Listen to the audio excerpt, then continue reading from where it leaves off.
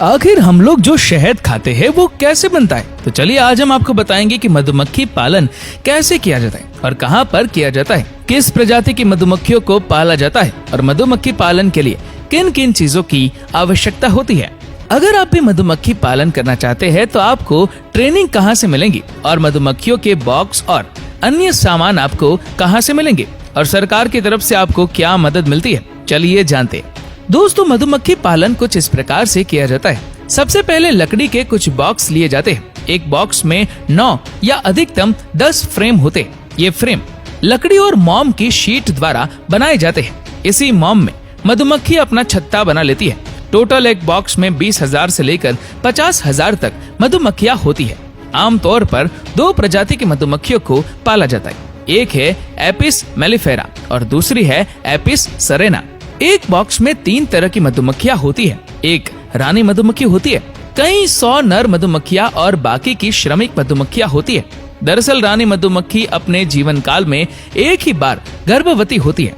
गर्भवती होने के बाद वह लगातार अंडे देती रहती है। रानी मधुमक्खी 24 घंटे के अंदर एक ही बार में 16,000 अंडे देती है। जब रानी मधुमक्खी का जन्म होता है तो उससे करीब 22 से 23 दिनों बाद यह गर्भवती होना स्टार्ट हो जाती है। फिर वह अपने जीवन काल में कभी गर्भवती नहीं होती। उसके बाद वह हर सीजन में बराबर अंडा देती रहती है। भोजन के रूप में ये पराग और रॉयल जेली दोनों खाती है। रानी मधुमक्खी का जीवन काल लगभग 2 से 3 साल का होता है और वर्कर मधुमक्खी का जीवन काल करीब 1 से 1.5 महीने का होता है। मधुमक्खी पालन के इस बॉक्स में एक रानी मधुमक्खी रहती है। अगर ज्यादा हो जाती है तो वो एक दूसरे को मार देती है। मतलब जो लास्ट में बचेगी वही इसके अंदर रहेगी। आइए जानते हैं कि मधुमक्खियां जब अपने बॉक्स में शहद तैयार कर लेती है तो इस शहद को कैसे निकाला जाता है। देखिए, सबसे पहले तो हमें अपनी पोशाक को पहनना होता है, जैसे कि सर में कैप, हाथों में ग्लव्स और पैरों में जूते, ताकि मधुमक्खियां हमें काट न सके। वैसे अगर मधुमक्खी हमें काट भी लेती है तो मधुमक्खियों का जो जहर होता है वह हमारे लिए फायदेमंद ही होता है, नुकसानदायक नहीं होता। लेकिन अगर ज्यादा संख्या में काटने लगे तो नुकसान जरूर पहुंचाएंगे।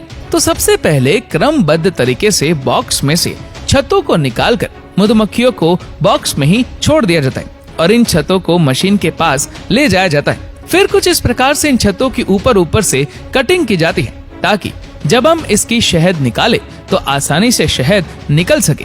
कटिंग करने के बाद इन छत्तों को मशीन में कुछ इस तरीके से डाला जाता है और फिर हैंडल को कुछ इस तरीके से घुमाया जाता है। जब हैंडल को घुमाते हैं तो छत्तों पर हवा का दबाव पड़ता है और छत्तों से शहद निकलकर मशीन के नीचे जमा होने लगता है और फिर छत्तों को मशीन से निकालकर उसी बॉक्स में वापस डाल दिया जाता है जिस बॉक्स से ये छत्ते निकाले गए थे।